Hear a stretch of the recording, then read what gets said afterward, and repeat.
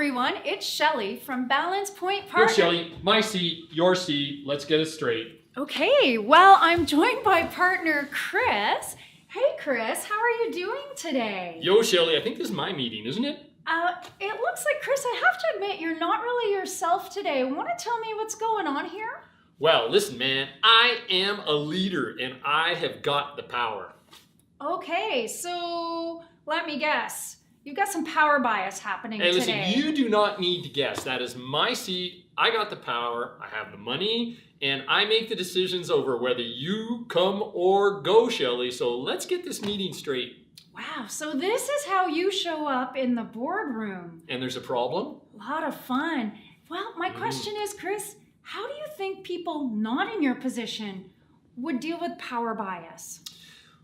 Well, Shelly, listen, I'm a big problem for everybody because you know what? With the power, I always think I'm right. And leaders that think they're right all the time, guess what? They're wrong way more often than folks like you who know what you're doing, trained, and are always scanning to see what the problem is. So guess what? I make poor decisions. I cause really, really good people to sit there like church mice and do nothing.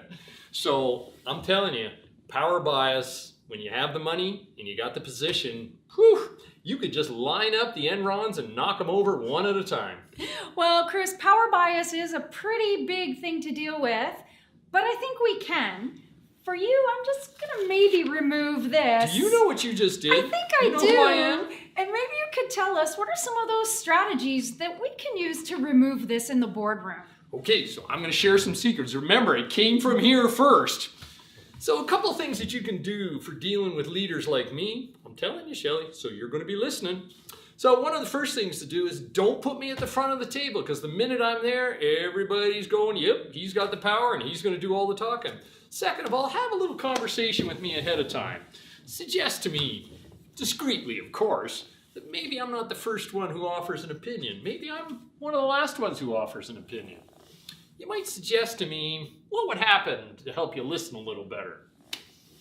So, Shelly, those are a couple of things that you can do, but more than anything else, for dealing with power bias, you, folks like you, have to stand up and be counted, which means you got to have a little courage.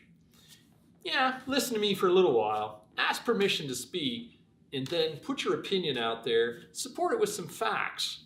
Okay, but you got to stand up with some courage because if you don't stand up to me when I got the position, the power, and the money, I'm just going to roll over you.